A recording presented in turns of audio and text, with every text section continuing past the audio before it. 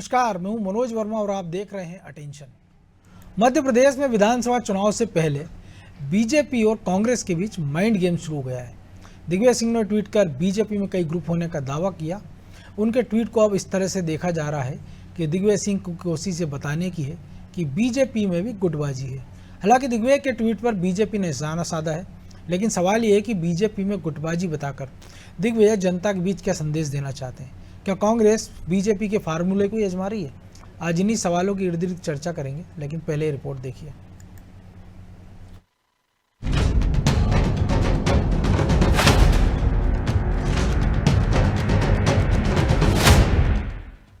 कहते हैं जिनके घर शीशे के होते हैं वो दूसरों पर पत्थर नहीं फेंका करते।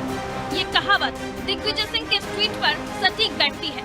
छत्रपुर में बची कांग्रेस बीजेपी में गुटबाजी और नाराजगी की बात कर रही है। दिग्विजय सिंह का ये ट्वीट भी इसी ओर इशारा कर रहा है। बीजेपी में कई ग्रुप बताकर आखिर दिग्विजय साबित क्या करना चाहते हैं, ये बड़ा सवाल है। दरअसल चुनाव से पहले कांग्रेस बीजेपी के साथ वही माइंड गेम खेल रही है जो बीजेपी उसके साथ खेला करती थी। यानी जिस तरह बीजेपी कांग्रेस में गुटबाजी बताकर उसे घेरने की कोशिश करती है, अब उसी तरह दिग्विजय भी बीजेपी को घेरने में जुट गए हैं और कांग्रेस नेता भी दिग्विजय के सुर में सुर मिला रहे हैं। भारतीय जनता पार्टी के विधायक द्वारा बिकाऊ कहा जाता है। तमाम तरह की गुटबाजी आज चरम पर है। इस तरह से लगातार जिस तरीके से जिम्मेदारियों का बंटवारा हो रहा है, एक दूसरे को गुटबाजों में शय और मात का खेल जारी है। इस संबंध में आज ये ट्वीट सार्थक हो जाता है दिग्विजय सिंह जी का कि खेमों गुटों में भारतीय जनता पार्टी के जो नए नवेले रंग हैं वो लगातार उजागर हो रहे हैं। समस्या का समाधान जनता के करने के बजाय भारतीय जनता पार्टी केवल अपने समाधानों पर विचार विमर्श कर रही है।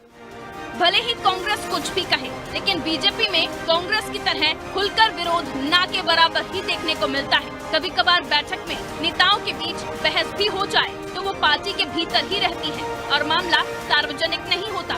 वहीं कांग्रेस में खुलकर विरोध करने की परंपरा ऐसी है कि अजय सिंह, अरुण यादव जैसे सीनियर नेता भी अपने बयानों से पार्टी की मुश्किलें बढ़ा देते हैं। खैर, दिग्विजय सिंह के ट्वीट पर बीजेपी उन्हें आईना दिखाने में लगी है। और श्री दिग्विजय सिंह जी को तो दुख इसलिए भी स्वाभाविक है क्योंकि कमलनाथ और नकुलनाथ तो चुनाव समिति में भी हैं, विभिन्न कमिटीज़ में भी हैं, पर जयवर्धन कहीं पीछे छूट रहे हैं। दिग्विजय सिंह जी, मुझे लगता है कि आपको अपने दल की ज़्यादा चिंता करनी चाहिए क्योंकि करप्टनाथ का जितना भी भ्रष्टाचार था वो जनता के सामने आ गया है। जन कल्याणकारी जो योजनाएं बंद की थी वो सामने आ गया है। राजनीतिक जानकार भी दिग्विजय सिंह के ट्वीट को बीजेपी पर मनोवैज्ञानिक दबाव बनाने के तौर पर ही देख रहे हैं। कहीं न कहीं दिग्विजय सिंह की कोशिश जनता के बीच ये संदेश देने की भी है कि गुटबाजी और नाराजगी सिर्फ कांग्रेस के भीतर नहीं बल्कि बीजेपी में भी है। हालांकि दिग्विजय सिंह की ये रणनीति बीजेपी पर प्रेशर बनाने में कितनी कारगर साबित होगी ये तो कहना मुश्किल है, लेकिन इतना जरूर है कि 2023 की जंग में दोनों तरफ से हर एक पैंतरा आजमाया जा रहा है। ब्यूरो रिपोर्ट, अनादि टीवी।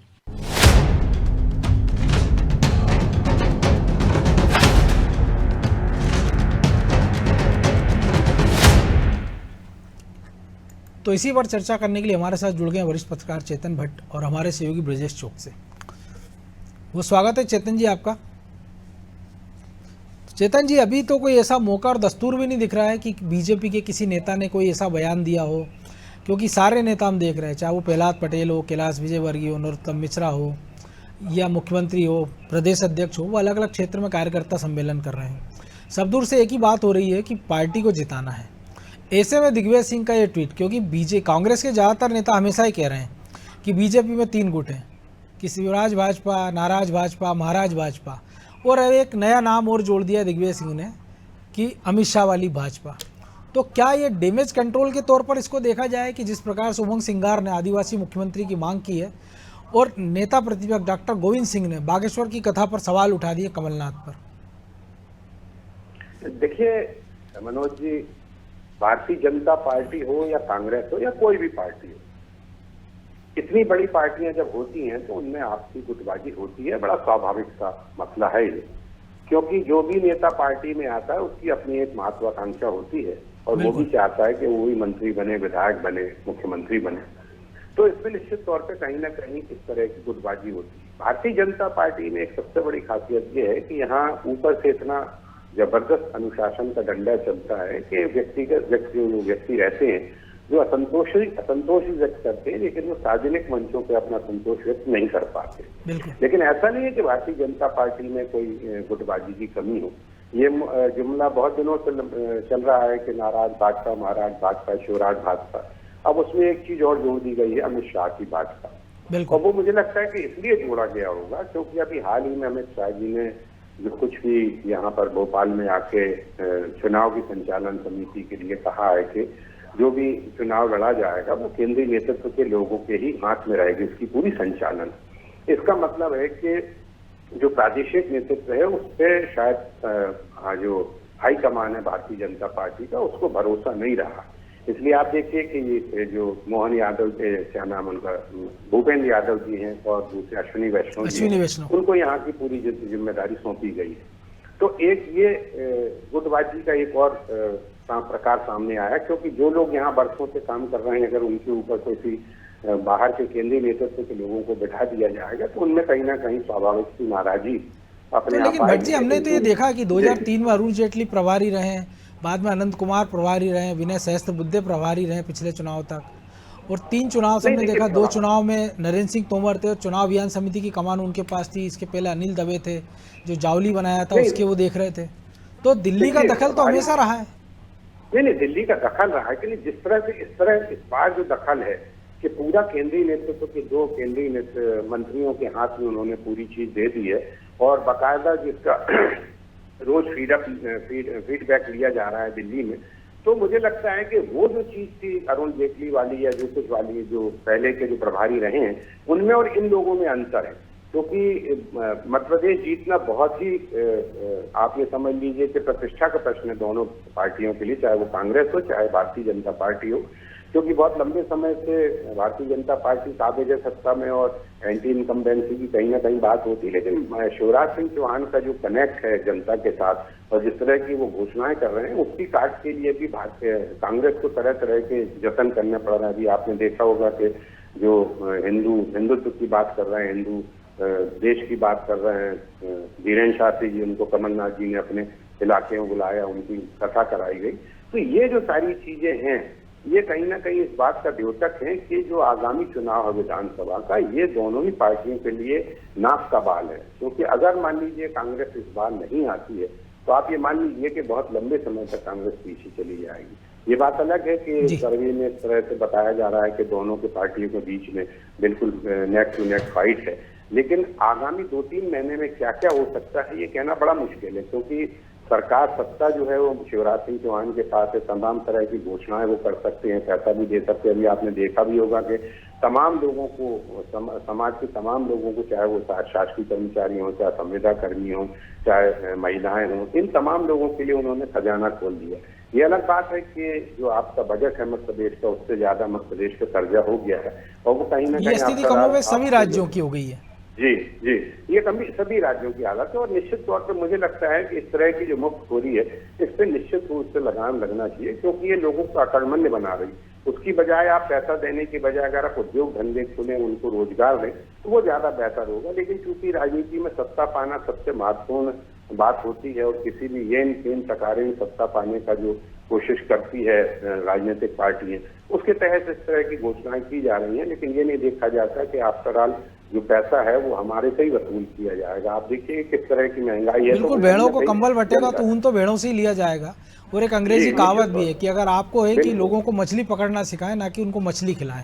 लेकिन ब्रजेश जी जो भट्ट जी ने कहा मैं उसी को आगे बढ़ा रहा हूँ कि वो अटल अडवाणी की बीजेपी थी कि वहाँ भारतीय भरी मीटिंग में उनको ललकार देती है और वापस भी जाती है। ये मोदी और शाह की बीजेपी है। हमने देखा अतीत में शत्रुघ्न सिन्हा देख लीजिए, वहाँ भारतीय के हशर देख लीजिए, मेनका गांधी है, वरुण गांधी है, ऐसे तमाम सारे नेता हैं। तो क्या उन परिस्थितियों में जब दिल्ली का दखल मध्य प्रदेश में है तो बीजेपी में गुटबाजी की कोई संभावना नजर आ रही है कि भले अंदर अंदर कुछ भी पकड़ा हो लेकिन ऊपर खाने किसी की हिम्मत है कि बोल पाए? और जो दिग्विजय सिंह ट्वीट कर रहे हैं उसमें कितना दम है? देखिए मनोज जी, नई बात नहीं है। यदि आपने अटल अडवाणी का जिक्र किया है तो तब भी दो गुट माने जाते थे बीजेपी में कि एक अडवाणी का खेमा है, एक अटल जी का खेमा है।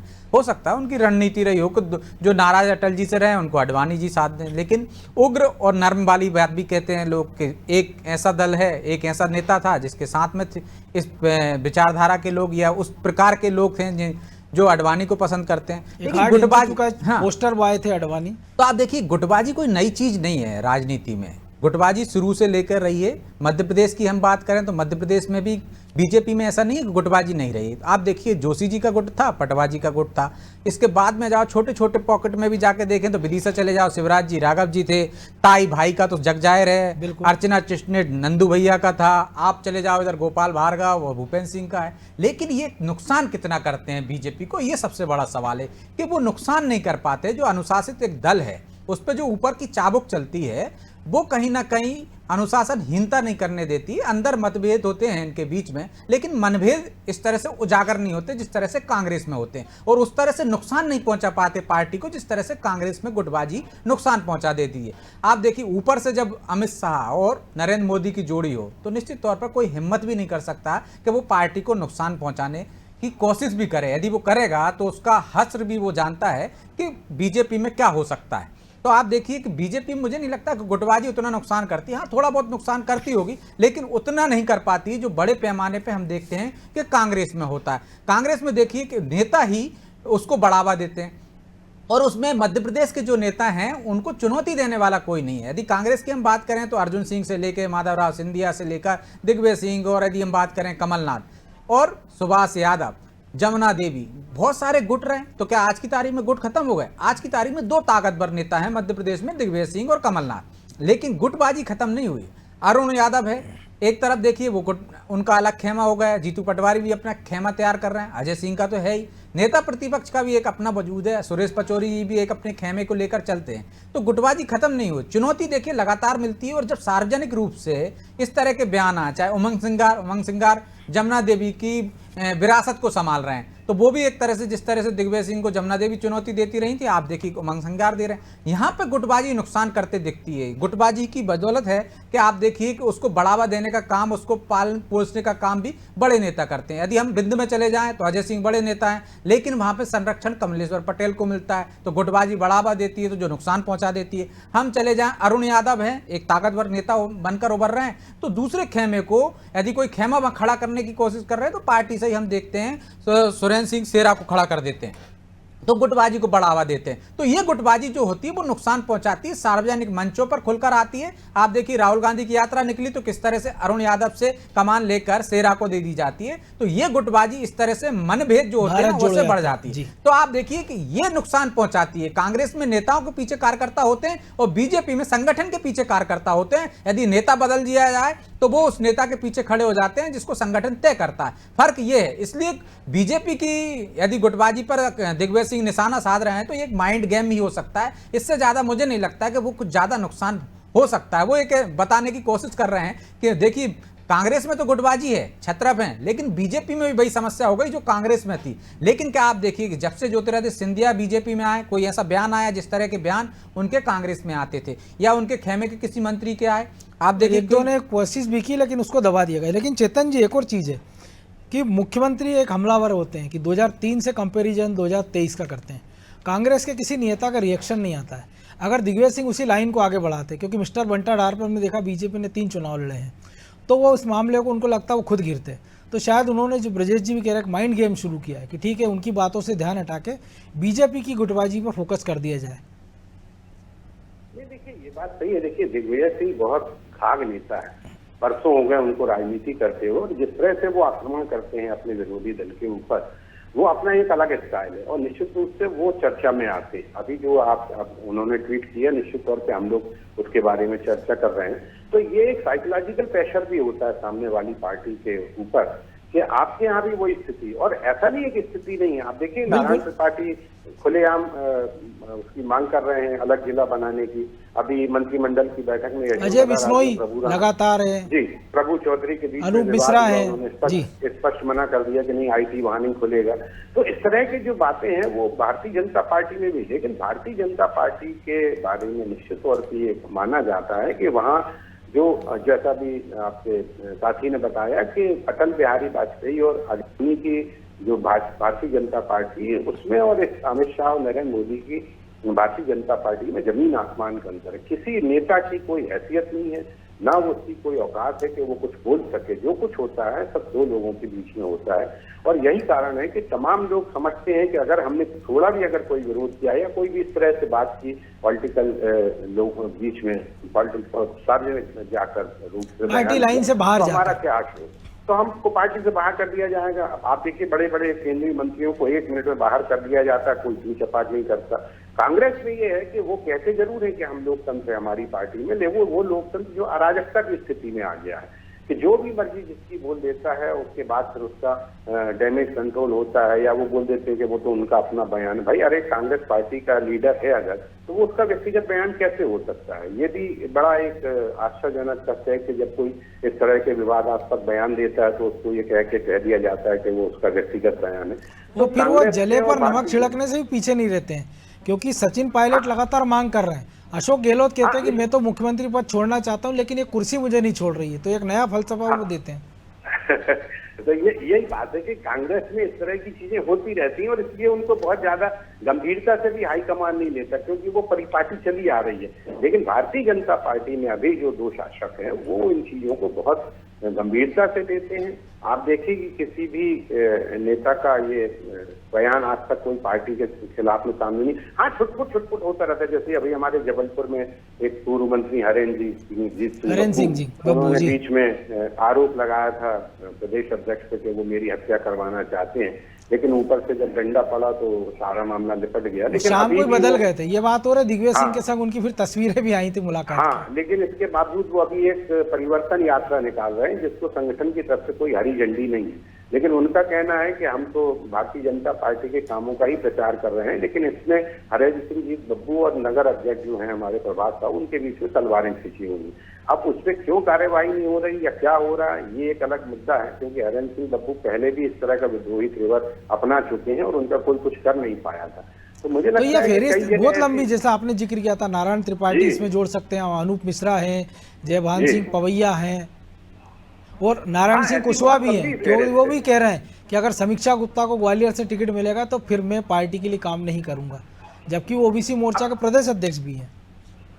अब वही मैं बोल रहा हूँ कि ऐसा नहीं है कि भारतीय जनता पार्टी में भी मुखर नहीं होते हैं लोग, लेकिन वो जो उनका है वो दबा छुपा रहता है। कभी कभी जरूर कोई व्यक्ति इस तरह की बात कर देता है जो सार्वजनिक मंचों पर सुनाई देती, जो अखबारों की सुर्खियां बन जाती है, लेकिन फिर भी आज की तारीख में भारतीय जनता पार्टी में अनुशासन का जो एक बड़ा कड़ा चाबुक चलता है, उसके कारण कोई भी व्यक्ति इस तरह, और इसलिए पार्टी को नुकसान भी नहीं होता, क्योंकि जब चीजें सार्वजनिक नहीं होती हैं तो पार्टी के अंदर क्या चल रहा है, किसने क्या कह दिया, ये मायने नहीं रखता। लेकिन कांग्रेस के साथ ये है कि तत्काल उस चीज को स्प्रेड आउट कर दिया जाता है मीडिया के माध्यम से, अखबारों के माध्यम से, और फिर वो सुर्खियां भी बन जाती हैं, उसके लेके बहस भी होने लगती है। भारतीय जनता पार्टी तो इन तमाम चीजों को लेके बहुत चौकस रहती है कि अगर कांग्रेस की तरफ से कोई भी बयान आता है, कोई भी चीज ऐसी आती है, तो उसको वो तत्काल लपक लेते हैं और उसके फिर तमाम तरह के जो है बयान शुरू हो जाते हैं। तो कांग्रेस और भारतीय जनता पार्टी में ये मूल अंतर है कि वहां पे ऐसा कहा जाता है कि लोकतंत्र है, लेकिन वो मुझे लगता है कि अराजकता की स्थिति है, और भारतीय जनता पार्टी में अनुशासन, चाहे वो आरएसएस का हो, चाहे नरेंद्र मोदी या अमित शाह जी का हो। तो ब्रजेश जी, हमने बीजेपी में एक और चीज़ देखी, चाहे वो कैलाश विजयवर्गीय की बात कर लें हम, या दूसरे नेताओं की, या खुद नरेंद्र सिंह तोमर की, वो अपनी बात भी रखते हैं लेकिन सीधे सीधे हमलावर नहीं होते। लेकिन कांग्रेस में उसके उलट हम देखते हैं, चाहे उमंग सिंगार हो, अरविंद यादव, या तमाम आपने जो जिक्र कर दिया उसको दोहराया नहीं जाए। तो ये जो स्थितियाँ बन रही है, और ऐसे में दिग्विजय सिंह का ये बयान डैमेज कंट्रोल भी हो सकता है, या ये एक मैसेज भी है कि भैया ठीक है कि देखिए उनकी गुटबाजी की ओर फोकस करें, लेकिन जो हमारे यहाँ चल रहा है उसको भी समेटना जरूरी। सीधे सीधे कहते हैं ना, जो कि अगर नई बहू को डांटना होता है तो सास जो है बेटी को फटकार लगाती है ताकि बहू समझ जाए कि वो कहना क्या चाह रही है। देखिए, जो कि भट्ट साहब ने भी कहा है कि दिग्विजय सिंह निश्चित तौर पर राजनीति के माहिर खिलाड़ी हैं और वो कई बार जब हम देखा यूपीए सरकार थी तो वो बयान ऐसे देते थे जिनकी आलोचना होती थी, लेकिन जब हमने देखा कि यूपीए सरकार घिरी रहती थी किसी भी चाहे भ्रष्टाचार के मामले में, तो उनके बयान इस समय आते थे जो कि धारा बह जाती थी या मीडिया का रुख उस तरफ चला जाता था, जिससे सरकार की एक बचत हो जाती थी या वो संकट से उबारने का काम करते थे। दिग्विजय सिंह निश्चित तौर पर माइंड गेम के तहत ही कि यदि उन पर सवाल उठ रहे हैं, क्योंकि उमंग सिंगार ने यदि कुछ बोला है तो सवाल ये भी उठते हैं, दिग्विजय सिंह पे भी निशाना साधा जाता है, क्योंकि दिग्विजय सिंह के बारे में भी उमंग सिंगार ने कहा था कि वो बहुत बड़े माफिया हैं। तो उनका ये माइंड गेम ज़्यादा हो सकता है कि देखिए आप हमारी गुटबाजी देख रहे हैं, गुटबाजी तो वहाँ भी है और वहाँ पे क्या हालात है, वहाँ पे तो लगातार गुटबाजी बढ़ती जा रही है और उसका गुट भी बढ़ते जा रहे हैं। तो देखिए बीजेपी की से तुलना करने का निश्चित तौर पर उनका ये जताने का होगा कि कांग्रेस में गुटबाजी कम है, अब तो कोई ज़्यादा गुट नहीं बचे, छोटे मोटे गुट बचे हुए हैं, तो इस तरह की बातें आ रही हैं जो ज़्यादा नुकसान पार्टी को नहीं पहुंचा।